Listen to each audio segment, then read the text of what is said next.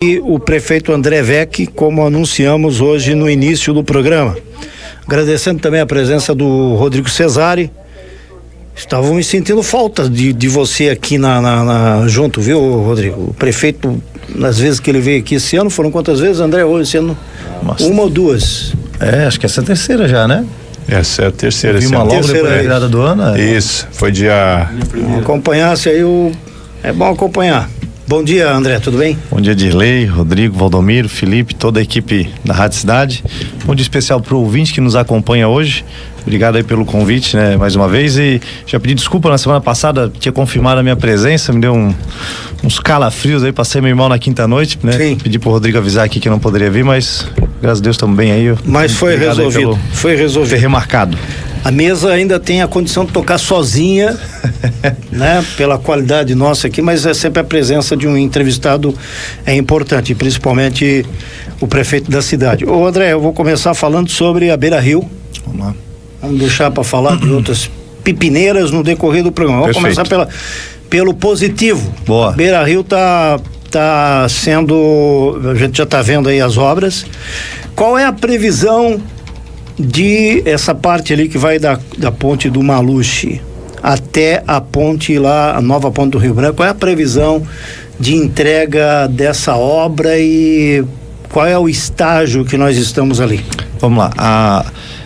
O trecho 1 e trecho 2, né, eles têm a previsão de concluir muito próximos ali, em novembro, né? Porque o trecho 2 ele é menor, precisa de uma intervenção menor, então ele é mais rápido. A gente começou depois, mas eles vão terminar praticamente juntos. Então a previsão contratual para a conclusão dessa obra, trecho 1 e 2, é novembro desse ano. A gente tem conversado muito com a empresa, que tem feito um grande trabalho, já visto que fizeram a ponte do Maluche ali, a agilidade que tiveram naquela manutenção, para que a gente consiga antecipar. O meu sonho do DEC era entregar no 4 de agosto. Claro que é uma antecipação bem considerável. Com a ponte pronta. Isso. Com acesso da ponte. Isso, pelo menos até Irmãos Horti ali, certo, né? Aquele primeiro trecho finalizado. Aí, claro, depende da questão, né? Se a empresa vai conseguir, tem um trecho ali na Francisco Sassi que a gente vai ter que aterrar uma parte e cortar o rio do outro lado. Então isso tudo é difícil prever quanto tempo vai demorar. Mas a gente, né, garantido até novembro, mas a gente vai tentar antecipar a entrega pelo menos desse primeiro trecho da Beira Rio. Isso já com acesso à ponte lá da ponte do Irmãos Horti? Guarani Rio Branco. Sim, isso. Sim. Com aquelas alças de acesso. As alças de acesso, com o trevo ali na saída da Varginha. Sim. Então, com todo essa história que vocês têm o plano de fazer um parque alagável nessa região? Fala um pouco sobre isso. Então, essa ideia veio do nosso vice-prefeito, do Deco.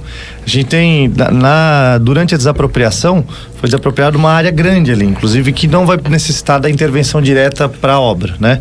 E ali tem uma área plana que a nossa ideia é fazer um parque, né? Que quando o rio saia da calha, inunde, para dar uma segurada também nessa vazão da água. E quando o rio estiver no seu leito normal, ele possa ser utilizado com quadro de areia, equipamentos que não dê tanto prejuízo quando o rio sai da calha, por exemplo, né? Então a ideia é a gente fazer esse parque alagável que alguma empresa adote. A gente tem até a própria Irmãos Horti sinalizou que, olha, se vocês fizerem até tem interesse ali, porque fica perto da minha empresa e tal.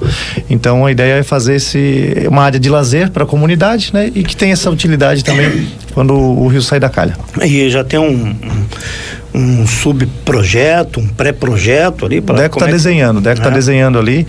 A gente está vendo, inclusive, a possibilidade de fazer algo grande ali, porque...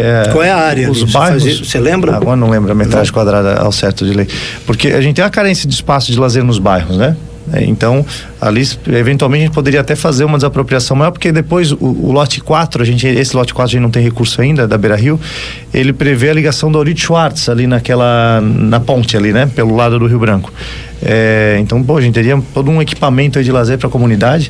Então a gente tá pensando, né, em eventualmente ver também a nossa condição financeira, desapropriar mais um terreno para poder, de fato, fazer uma grande área de lazer ali. E seria ainda no teu mandato? Ainda no mandato. Desses 4 anos aí, nessa previsão para até 2028. Isso. É isso? Antes, né? Na verdade, a gente quer, se der certo, entregar até ano que vem. Certo. Porque, como eu disse, a ideia não é fazer um investimento muito grande de algo que, assim que o rio saia, né, transborde, ele vai destruir. Porque sempre vai ter uma manutenção muito cara. Algo mais simples, né? Mas que tem essa utilidade. Mas essa ideia do parque alagável, de um ponto que possa ser preparado para isso tecnicamente, aquela ideia ali do bairro Steffen, acho que próximo do Campo do América ali, já foi embora, ou ainda existe também a possibilidade de se fazer ali? Tem a possibilidade também. Hoje a gente tem o grande desafio que é recurso, né? E aí é até importante a gente esclarecer, porque a prefeitura hoje tem um orçamento de 1 bilhão, então as pessoas acham que a gente tem dinheiro para tudo, né? Mais da metade disso a gente gasta aí eventualmente com folha de pagamento, com servidores, com vale alimentação. Indenização. Indenização, multas que a gente paga, né? Processos que nós somos condenados em virtude de ações irresponsáveis do passado, até eu vi que vocês comentaram isso ontem, né? Então o que sobra para investimento é muito pouco, na verdade, porque se eu tenho a Secretaria de Obras, tem um orçamento para manutenção da cidade, mas para construção de algo novo, para uma nova obra, um novo equipamento, de fato a gente tem essa dificuldade. Por quê? Porque a gente paga os financiamentos. Isso não é uma crítica, sem financiamento a gente não consegue fazer uma obra como Beira Rio, por exemplo. Então a gente faz financiamento, paga os dos anteriores e faz os nossos, e a vida segue dessa forma, né? Então paga os financiamentos, paga a contrapartida do Fomplata é 25%. Então, se eu falo que eu tenho 180 milhões de reais de Fomplata, 25% a prefeitura tem que aportar do próprio, é bastante dinheiro, né? Então a gente tem esses desafios, o que não nos impede de avançar com esse projeto, que não, né? Mas eu falo isso para as pessoas entenderem que, 1 bilhão não tem esse dinheiro em caixa para ficar tocando obra do jeito que eu queria. Quisera eu que a distribuição fosse diferente, né, dos recursos. E aí, quando a gente fala essa questão de 1 bilhão é muito dinheiro, e de fato e as pessoas falam, poxa, mas eu pago imposto, pago caro, eu quero serviço de qualidade. Ela tem toda a razão, mas a gente tem que fazer a reflexão de que hoje 16% de tudo que é arrecadado no país de imposto fica no município, né? Então a gente tem lá quase 2/3 desse valor fica em Brasília, e não é em Brasília que as pessoas moram na cidade. Então, se a gente for fazer uma conta de padeiro aqui, mas que tem um fundo lógico muito claro, se a gente tivesse 1/3 desse valor de tudo que é arrecadado de imposto, desde o municipal, ISS, IPTU, desde os federais, imposto de renda, IPI e outros, né? Se tudo que fosse arrecadado a gente tivesse 1/3 nos municípios, Brusque teria em tese o dobro, porque hoje eu tenho 16% distribuído, eu teria 33, vamos arredondar para 32 aí para o dobro, então eu teria 2 bilhões, 1 bilhão só para investimento, e aí a gente não precisaria ter que ficar passando chapéu todo ano em Florianópolis pedindo emenda, em Brasília pedindo emenda, né? A gente teria as cidades, o Brasil seria um outro país, né? Mas claro que é uma discussão complexa, né? Não é, a revisão do Pacto Federativo não é algo tão simples. A reforma tributária promete mitigar um pouco essas diferenças, que é algo que também é um pouco nebuloso, a gente não sabe como ela vai se comportar, porque a gente está estruturando muito bem a nossa fazenda para isso, mas são detalhes que facilitariam a vida das pessoas e dos gestores municipais, teriam mais recursos para os investimentos. Valdomiro, falamos hoje que o pessoal poderia fazer aí algumas perguntas. É isso. As perguntas são as mais variadas possíveis, meu caro Dilecio. Então, quero mandar aqui a primeira quem mandou, nosso amigo Márcio ali da Santa Luzia. Da Mota, a hora que o prefeito estiver na rádio, pergunta sobre as escrituras no Santa Luzia. Faz um bom tempo que está no Faraó e até agora nada. Já paguei a escritura, não veio ainda. Foi na época do Paulo Essel aqui no Santa Luzia. Deve ser Reurb, né? Isso. O Reurb a gente identificou, né, ao longo dos anos que ele não tinha a atenção que merecia, né? E são situações antigas, consolidadas, que as pessoas construíram, e hoje elas querem regularizar o seu imóvel. Um dos cargos do processo seletivo que a gente fez, que tem dado muito certo, é da regularização fundiária. Então hoje a gente tem um jovem lá que ele é especialista nessa área, já trabalhou aqui no registro de imóveis, então ele entende muito, né? O Gustavo, ele entende muito dessa área, e agora ele está iniciando efetivamente esse trabalho. Então, inclusive, hoje eles têm reunião para discutir o Reurb que já está protocolado, e a nossa ideia é avançar com celeridade, e aqui reconhecer também, né, a proatividade do oficial aqui, o Danilo Visconti, que nos procurou, se colocou à disposição, que também quer agilizar esse processo.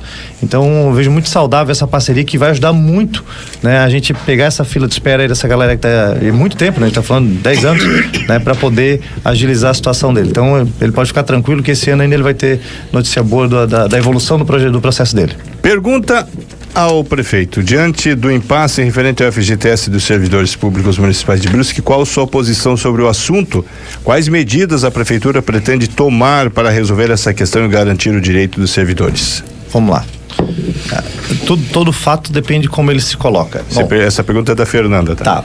Fernanda, vamos lá. Não é um direito do servidor. Eu sou muito transparente, embora pode ser que alguns não gostem. Não é um direito dele.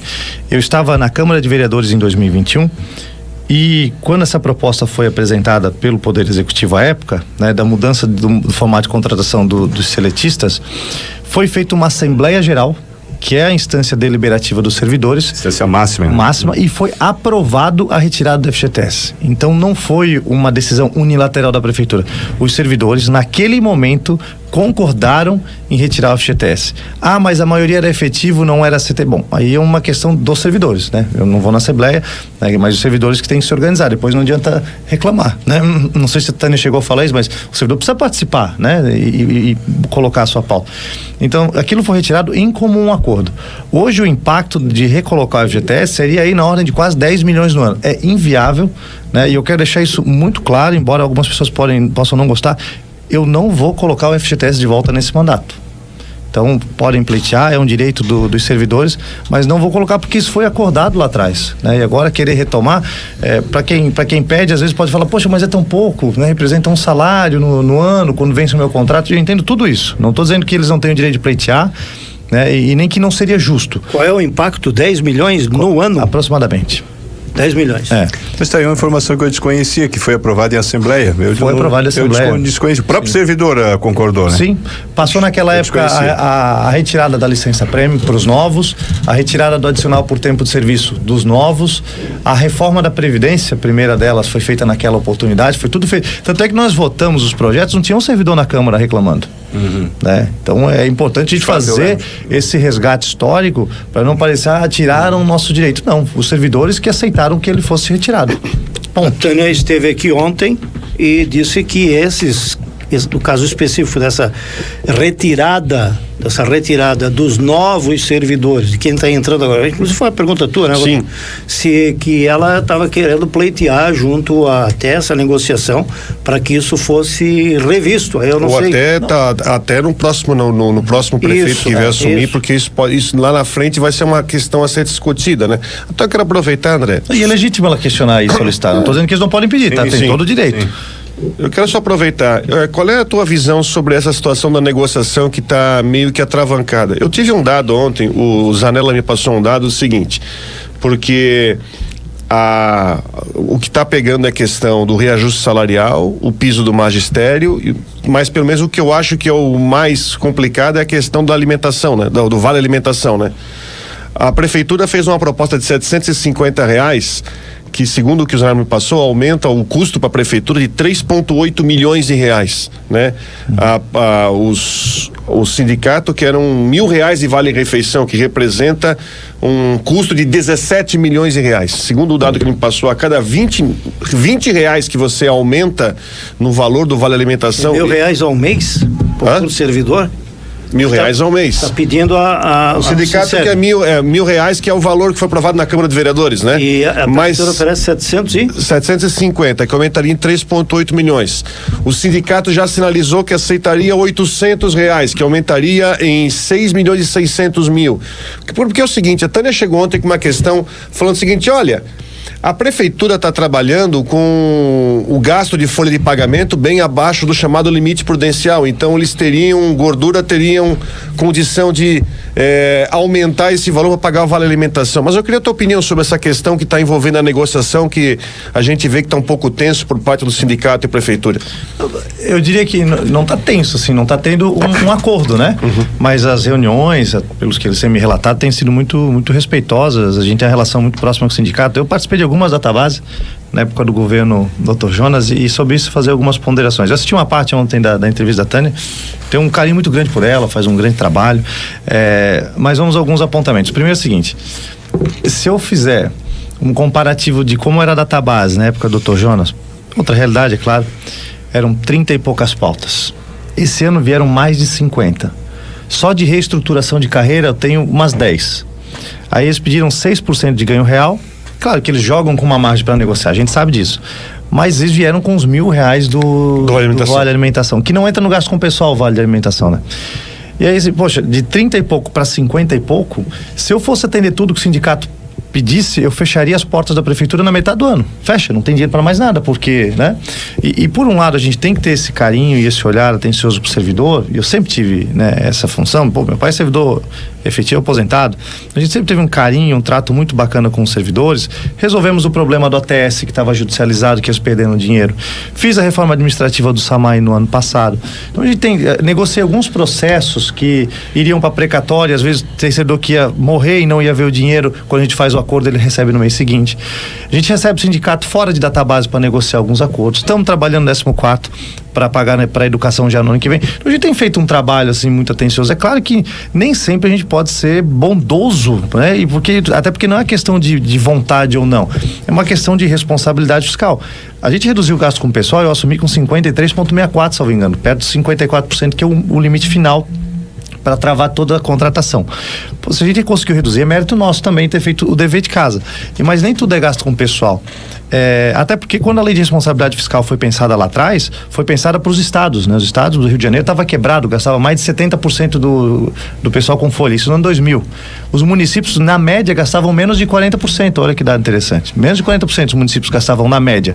E aí o legislador, na época, fez uma lei de responsabilidade fiscal para todo mundo, e aí, simplesmente, quando foram pensar no limite, vão botar 60% para os estados. Distribui uma parte para o Executivo, Legislativo, Tribunal de Contas, né? Os outros órgãos. E aí, quando olharam para os municípios, olha, vamos colocar o quê? Vamos botar 60% também. Aí colocaram 54% para o Executivo e 6% para o Legislativo. Os gestores de lá para cá, o que eles olharam? Peraí, se a minha média de gasto está abaixo de 40%, e eu posso chegar no 54%, vamos para frente, né? Vamos dar benefício. Então, a LRF lá atrás, eu sei porque foi tema do meu TCC, estudei muito a lei de responsabilidade fiscal. Ela foi pensada para os estados e deu uma margem grande para os municípios inflarem as máquinas, né? Porque na época os legisladores não tiveram essa preocupação com os municípios, mas mais com os estados. Mas, fechando esse parênteses, só para contextualizar e trazer essa informação que eu acho que é relevante. E aí, então, quando o sindicato vem com esses pedidos, por exemplo, a cada R$20 que é o aumento de vale alimentação, é 1 milhão a mais por ano para a prefeitura. Porque são 5 mil servidores, né? Mais de 5 mil servidores, alguns trabalham 20 horas, tudo, mas na média. Então, é muito dinheiro, né? E por um lado, a gente tem que dar esse carinho e atenção para os servidores, a gente está dando, e por isso que eu não fecho as portas para negociar, nós vamos continuar negociando, mas por outro lado, eu tenho uma cidade para gerir, eu tenho todos os outros cidadãos que não são servidores e que também querem a política pública executada, que querem o remédio no posto, que querem o médico no posto, que querem a vaga na creche. Então, a gente precisa equilibrar tudo isso. Então, não é uma questão de boa vontade, má vontade. Eu tenho um carinho sensacional para os servidores. Eles têm feito um grande trabalho. A gente tem tido uma relação muito positiva. Os atendimentos têm melhorado. Tem uma reclamação, outra? Claro que tem. São 5 mil servidores. Como é que a gente vai ter o controle de tudo? Mas é preciso ter responsabilidade. E não vale. Então, o que a gente propôs? A inflação, que é a nossa obrigação, não teria como dar menos que a inflação para o reajuste.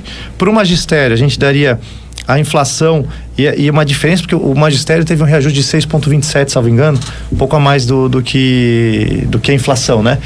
E aí eles têm um achatamento da folha. Então a nossa ideia era dar essa diferença para que não achatasse ainda mais, né? Porque o cara que está início de carreira vai ganhar o mesmo que o cara que está 10 anos na casa, não é justo. E a gente quer discutir para resolver até final do ano esse achatamento com eventual incorporação da regência, enfim, uma proposta que a gente vai construir com o sindicato para resolver esse problema.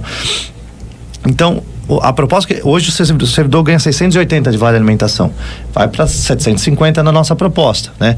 É o dobro da inflação, porque a gente sabe que a inflação real, quando a gente vai no mercado, a gente percebe, não é de 5%, não é de 4,87%. A gente vai no mercado, a gente vê que as coisas custam mais do que isso, aumentaram mais do que isso. Se o café em ovo aqui nem se fala, né? A prometida picanha, então, Deus o livre. Então, quando a gente vai fazer essa conta, a gente era 4,87 de inflação, a gente está oferecendo 10% a mais para o vale alimentação. A gente está fazendo algo que seja justo, né? E também que se encaixe no nosso orçamento, não só do ponto de vista de lei de responsabilidade fiscal. É claro que o servidor vai querer ver o lado dele, o sindicato o lado dele. Então, eles pediram para arredondar o 4,87 para 5%. 0,13%, então um número ruim, né? Mas para quem ganha não é nada. Agora, para quem paga no montante de 5 mil servidores é muito. Então, são algumas contas que a gente quer fazer. Ano que vem a gente vai ter uma database totalmente diferente. Mas eu preciso ter uma database coerente esse ano, porque eu sei que é tudo escalonado, né? Então, se eu dou 1% de ganho real agora e ano que vem eu dou outro ganho real, poxa, então eu tô tendo um ganho real em cima já do que cresceu esse ano. Então, a gente precisa ter essa responsabilidade. A gente tem uma equipe muito boa, liderada pelo secretário Zanella, né? E as conversas têm ido muito bem no sentido de trato. É claro que a gente ainda não chegou num acordo.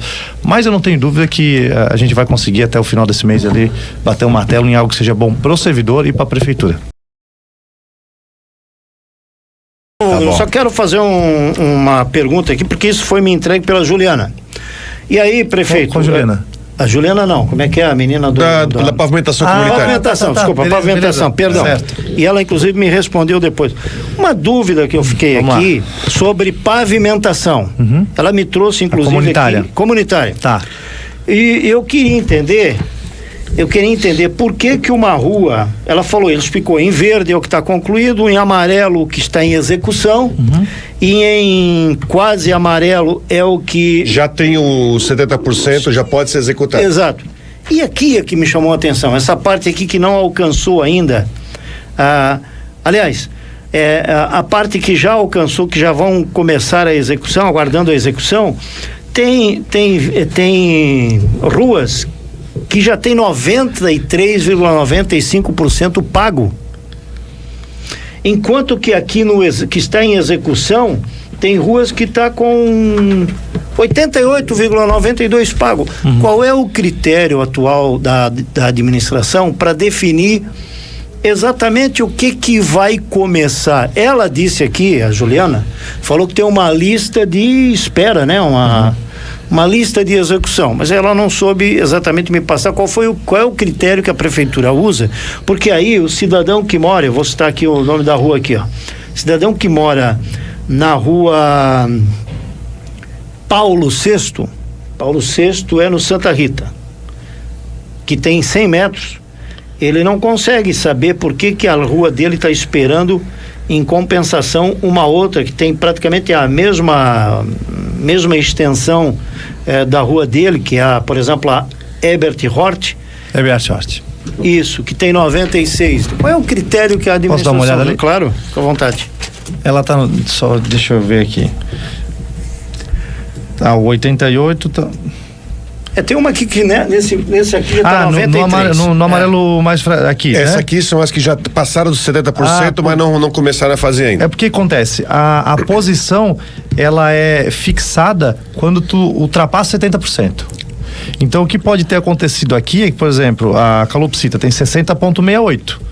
Ela tá na frente da Paulo VI, que tem 93%. Sim. Porque provavelmente a calopsita chegou no 70 antes e depois, por algum motivo, as pessoas não pagaram. Sim. Entendeu? Então, do que tô vendo aqui na planilha, muito provavelmente é isso que aconteceu. Porque quando chega no 70%, beleza, a próxima rua é a minha. E aí, se a tua chegar depois, Dirley, ela vem depois. Mas na minha rua ninguém pagou mais nada. E tu chegou em 100%. Mas a minha chegou no 70% primeiro. Esse é o critério. Mas existe um critério de...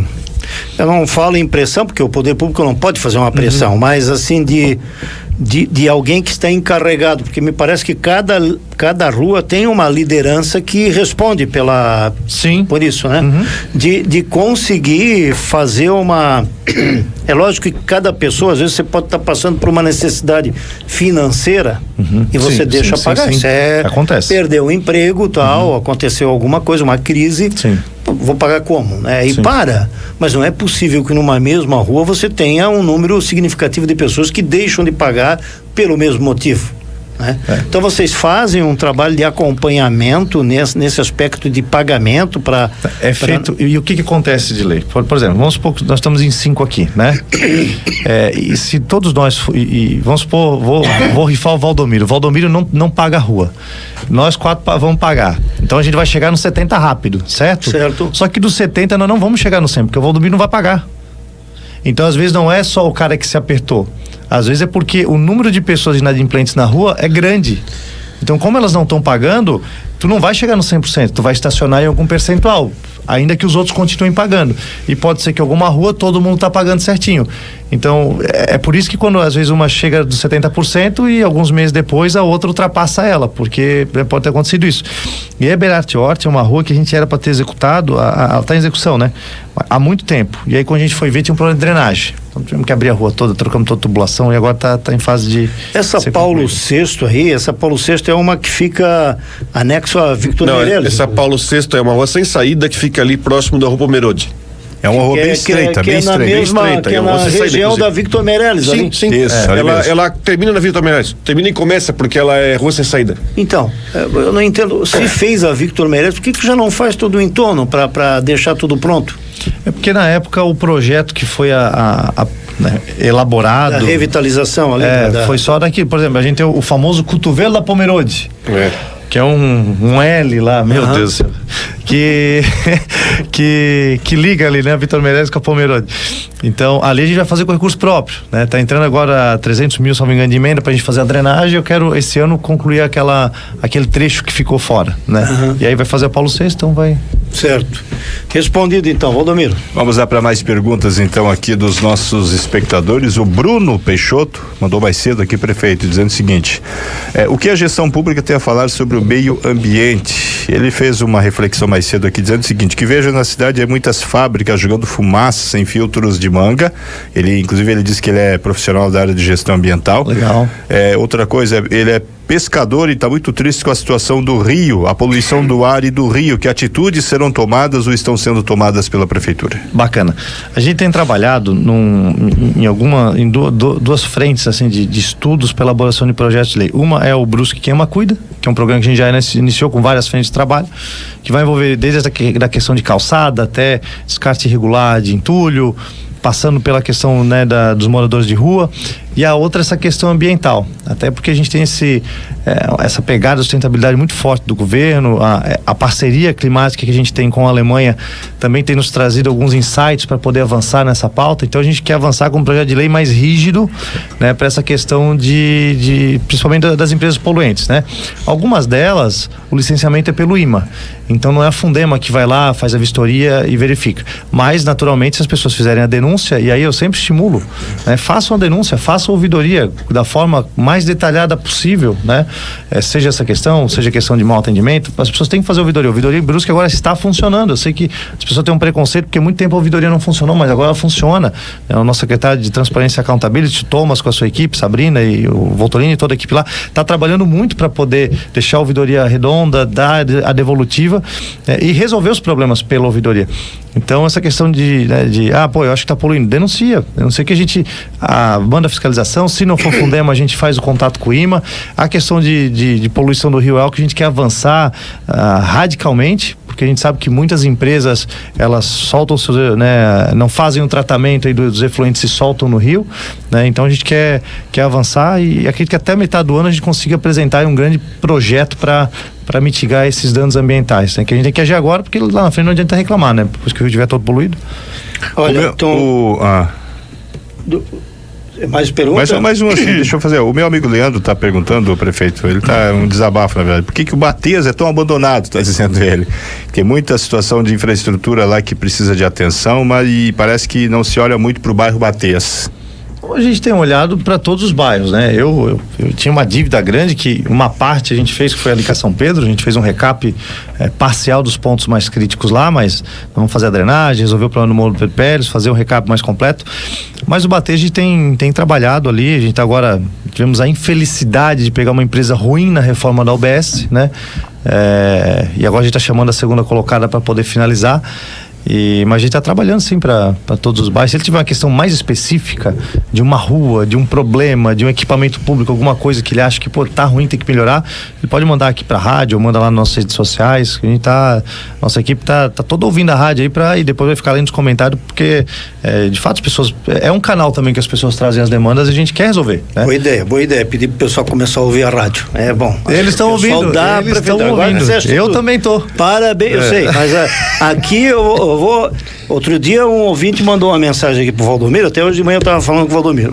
Quando o prefeito tá aí, vocês meio que quis dizer assim, não foi exatamente isso, mas quis dizer assim, vocês falam mais alto quando o prefeito não está. Quando o prefeito está, vocês falam mais baixo.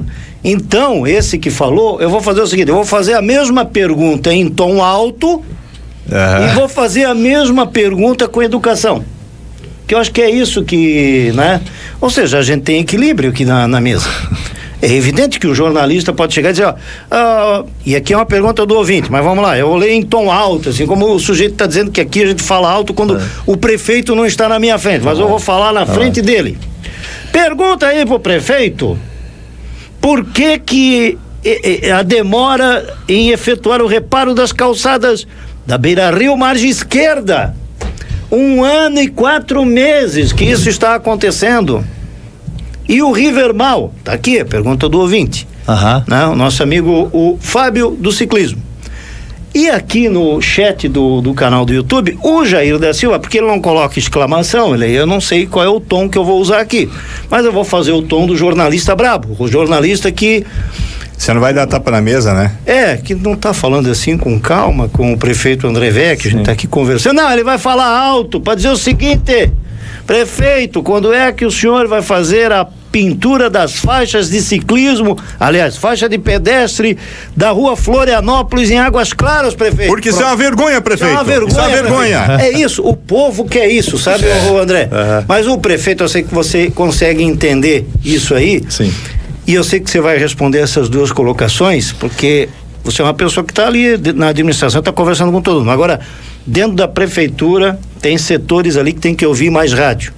Assim como o prefeito escuta, como o secretário de obras escuta, porque sai cedo para trabalhar. Sim. Assistência social. Assistente social escuta e depois está dando retorno para a imprensa, porque eles são funcionários da prefeitura, assim como o prefeito, mas você é o administrador, você é o responsável. Não pode estar respondendo a todo instante, mas o funcionário tem que estar respondendo a todo instante. Com certeza. Então, eu acho que esse deveria ser uma prática, principalmente do pessoal da assessoria, de ouvir rádio.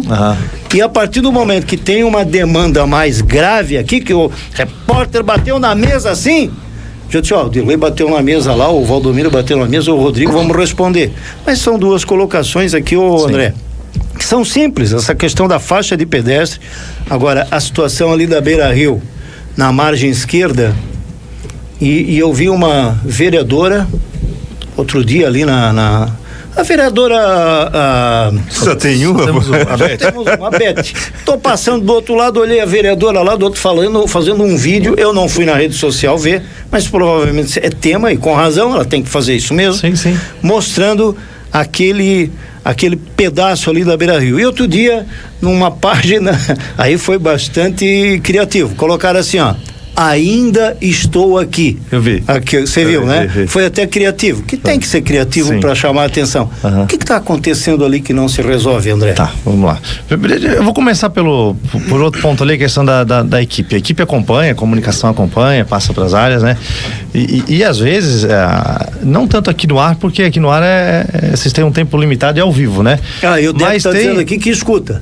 Mas o Deco está aqui mandando mensagem dizendo que mas escuta. Tem algumas matérias que vocês também têm que perguntar para a nossa equipe antes de publicar, né? A gente teve a questão lá da José Debatim, que depois foram mudar a reportagem para entender o que aconteceu, né? Tem questão que quer que responda em 20 minutos, então tem algumas questões da rádio que a gente também tem que ajustar os ponteiros aqui. Não foi o Dirley, não foi o Rodrigo, não foi o não foi o Dirley e o Rodrigo Valdomiro. Mas a mesma coisa, não é o André da prefeitura, é alguém daqui. Mas vamos lá. Primeiro, a questão da faixa de pedestre da rua Florianópolis é uma, salvo engano, perto do posto de gasolina. Isso. Tem a sinalização lá, isso, né? Tá bom, vou mandar pintar. Deixa eu ver. Hoje é sexta-feira, até início da semana que vem. Vou ver se consigo final de semana, mas tem que ver se a gente vai ter equipe de plantão, mas semana que vem a faixa de pedestre está lá. Vocês estão com o trabalho lá no Zantão lá que tá... Estamos lá e vamos entregar até final de semana no Zantão. Eu quero falar do Zantão depois.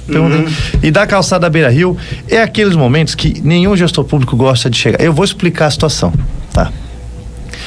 Quando eu tô aquela situação lá da Beira-Rio, todo mundo ficou indignado porque a obra é nova, tá na garantia, arrancou toda aquela capa de asfalto do Rivermal que a gente arrumou com recurso próprio e teve todo aquele problema de roncamento, calçada.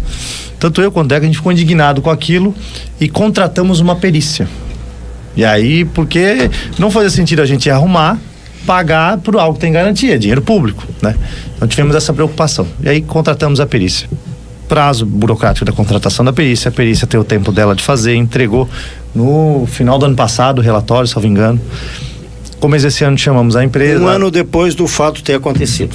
Porque a perícia eles avaliam toda a extensão da Beira-Rio. 2023 aconteceu, dia 17 de novembro. Isso. E entregaram então no mês de dezembro de 2024. Então, pode ser que foi novembro ali. Foi um ano depois.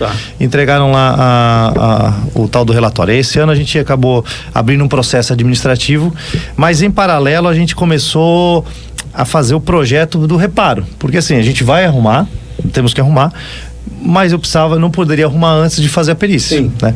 E aí faz o projeto, e aí o governo do estado diz, não, vou mandar o dinheiro. 2 milhões e meio para fazer a margem esquerda. Então o governador mandou o dinheiro. Foi lá, publicou no Diário Oficial que o recurso vai para Brusque, período eleitoral. 6 meses antes da eleição não pode repassar com recurso para os municípios. Dinheiro não veio. Passou a eleição, agora o dinheiro vem. Porque assim, tu pode mandar depois do segundo turno, mesmo que a cidade não tenha, né? Os repasses ficam travados até o final do segundo turno.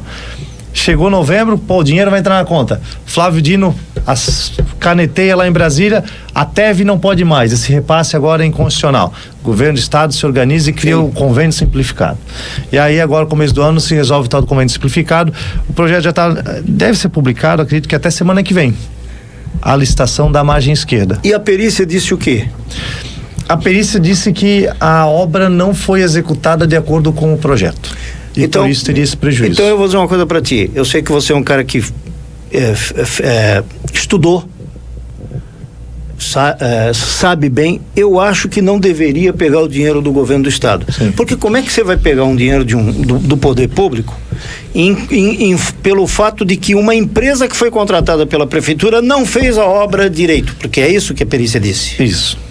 Então o povo não pode ficar pagando de novo, porque esse dinheiro poderia ser usado para outra. Não, bom apontamento, Dilei, mas o que acontece? Vamos lá. Eu sei que Quanto tempo eu vou ter que esperar mais? Sim.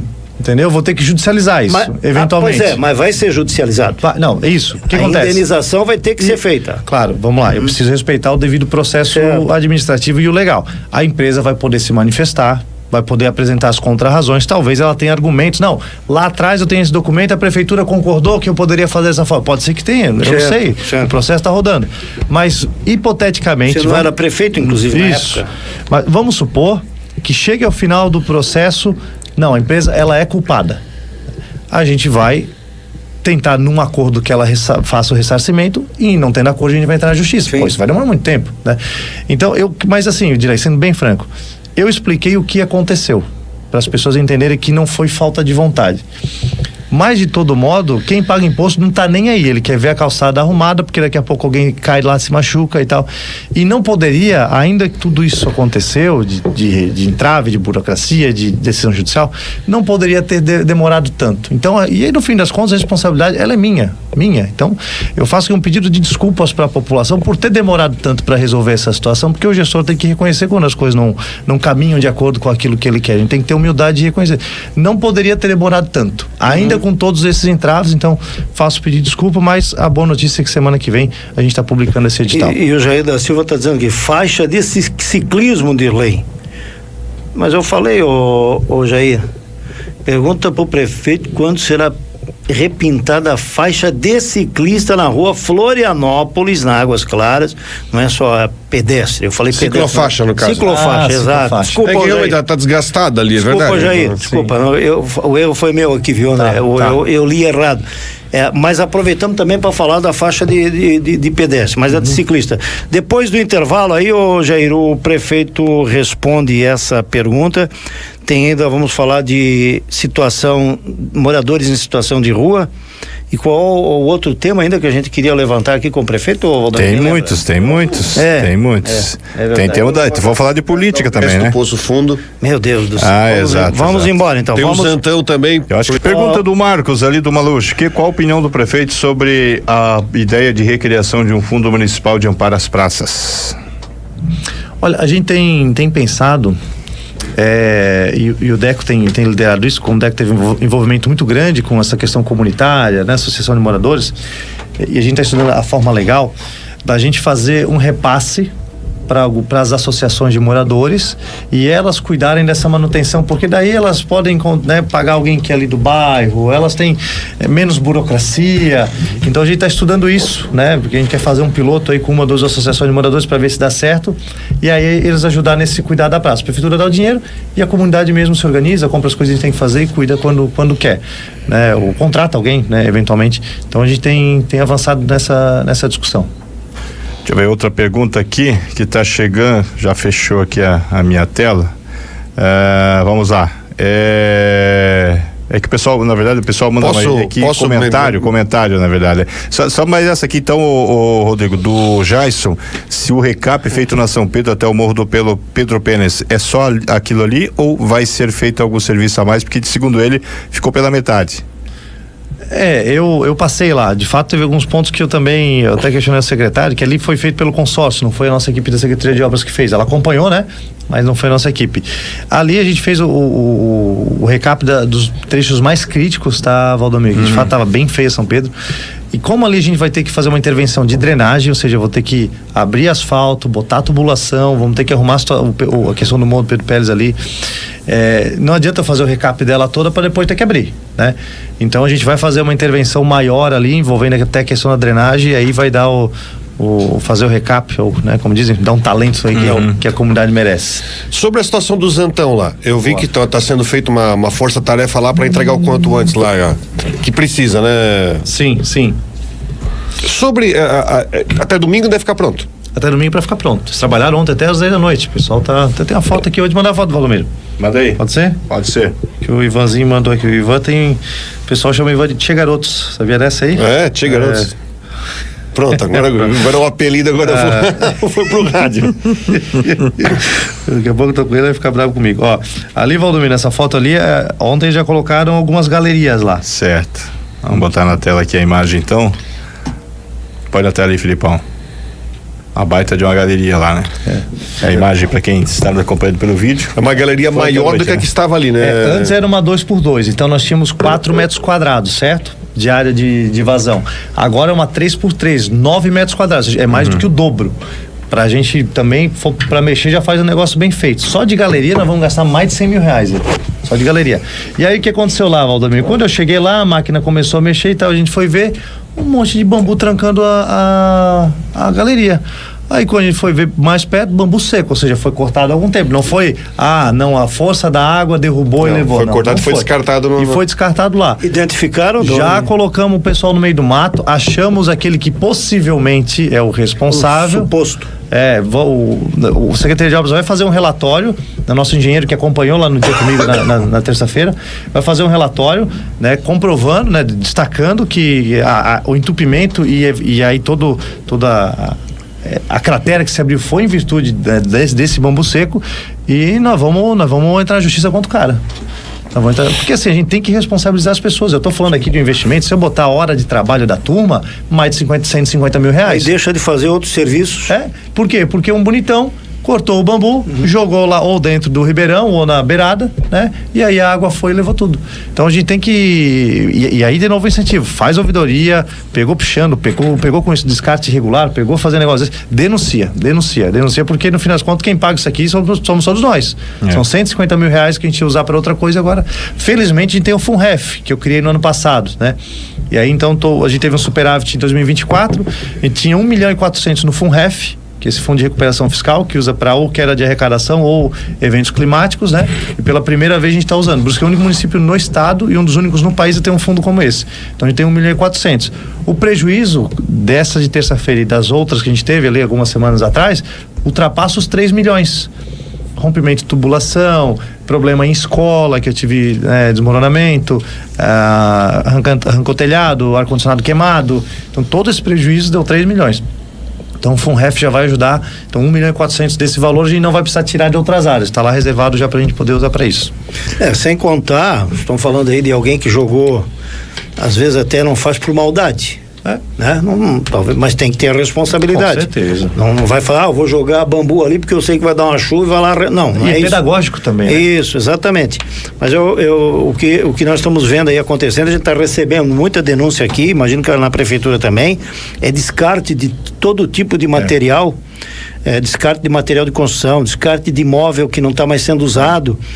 Antes, e ainda continuam fazendo, se jogava ali, se joga ali na travessa Monsenhor Valentim Locke. Cedrinho Zantão. Exato, isso. Que é um lugar que não tem residência, né? Falta até iluminação, talvez. E agora não, agora você está começando a observar isso em pontos que são urbanizados, que tem residência. O Valdomiro mesmo já destacou aqui ali próximo da Padre Antônio Eising, no bairro Santa Rita, na Santa Terezinha, ali no Bateias, enfim. Nova Brasília, Volta Grande. Vários lugares que chegam aqui, Stephen. Da creche. Também. Então, prefeito, o cidadão, ele se vale sempre do poder público. Vai jogar aqui, daqui a pouco vem uma caçamba, tira e leva embora. Eu acho que uma campanha ou uma outra solução deveria ser pensada, talvez, para resolver isso. Esse é um ponto bacana, Dilei. Dentro do Brusquema Cuida, um dos pontos é essa questão do descarte irregular. A gente vai colocar a multa no mesmo valor da pichação, R$5.000. Nós vamos colocar essa multa aí do descarte irregular. Só que para eu fazer isso, eu tenho que primeiro dar uma opção pro cidadão. Né? Eu preciso que ele tenha, beleza, eu não quero descartar, o que eu faço? Então a gente já está trabalhando, né, com a Secretaria de Obras e o gabinete e a Procuradoria para ver, a gente quer, o ideal seria um disque-entulho, né? Olha, na quarta de manhã eu vou descartar aqui, consegue passar para pegar? Ou então, olha, na segunda-feira o caminhão vai passar nos bairros X, Y, Z, se você tem entulho, coloque lá que a gente vai recolher, né, e avise, para dar essa opção. Claro, tudo isso tem um custo, e aí o custo ele é compartilhado na sociedade, então eventualmente as pessoas vão ter que fazer algum pagamento, e aí sim, disponibilizando esse tipo de serviço que a gente tem que disponibilizar, seja com a nossa equipe própria ou com uma empresa contratada, aí a gente vai ser mais incisivo na punição, porque não adianta agora eu querer multar todo mundo, e já tem multa prevista em lei, mas não nesse valor de R$5.000, a gente vai ser mais agressivo, mas vai dar também primeira opção da pessoa fazer a coisa do jeito certo, né? Que hoje é a obrigação dela, ela pode ligar e pegar uma caçamba da Recicla, né? Da Veolia. Tem várias, mas é um custo, né? E aí as pessoas não querem isso, né? Mas a gente quer criar uma solução mais fácil, né? Porque às vezes ela não precisa de uma caçamba. É um sofá, é uma coisa menor. Sim. E aí ela tem essa opção do caminhãozinho passar na casa dela ou próximo para poder estar recolhendo. 8h51, infelizmente o tempo é adversário da gente. Eu vou encerrar aqui com o prefeito, mas já vamos agendar uma outra oportunidade, porque certamente deve ter ficado ali muita coisa para trás. A gente vai colocar isso para a assessoria do prefeito. E ele vai voltar aqui em outra oportunidade para a gente continuar falando até de outras obras aí, de obras até que estão acontecendo, para fazer um relatório. André, obrigado. Eu que agradeço mais uma vez o espaço, o convite, né? Fico à disposição, tanto eu quanto a equipe. As dúvidas que não foram eventualmente respondidas, nossa equipe depois dá uma olhada ali nas redes da Rádio Cidade para a gente poder estar respondendo e encaminhando para os setores responsáveis. Obrigado. O Rodrigo tinha uma pergunta aí Não, sobre a questão da UBS do Poço Fundo, que até... Estão perguntando aqui, como é que vai ficar a situação da servidora do Poço Fundo? A questão da UBS Poço Fundo, veio o vídeo, a reclamação, eu queria que só te... Não, bacana, assim, ontem, então logo eu fui, vou ser breve, então logo eu fui marcado nas redes sociais, até eu gravei um vídeo ontem, fim do dia, falei, me marquem quando tem um problema, não me incomoda nem um pouco, é meu papel saber para poder resolver, mas faça ouvidoria. Porque se não tem ouvidoria contra o servidor, é difícil depois para eu afastar, para eu puni-lo. Às vezes é um feedback, às vezes o servidor vai dizer, eu não fiz porque eu não tenho essa estrutura. Então tem que ser feita ouvidoria para a gente poder resolver o problema. No limite, afastar o servidor, como a gente vai fazer com a servidora. Ela vai ser afastada, vai responder um processo administrativo disciplinar e pode, aí depende do transcorrer do processo, pode até incorrer na exoneração dela, né? É efetiva? É efetiva. O problema foi resolvido lá com aquela questão dos veículos lá? Na verdade, não falta veículo, tá? A questão é a enfermeira lá que acabou não solicitando. Então, não faltou profissional, a gente tem veículo, a gente não tem um veículo para cá no BS. Mas quando tem o atendimento fora do domicílio, atendimento domiciliar, as pessoas solicitam, a prefeitura encaminha o carro até lá. Então, foi entrado em contato com a família, a mãe da moça que gravou o vídeo foi atendida, o problema foi resolvido, e de novo, né?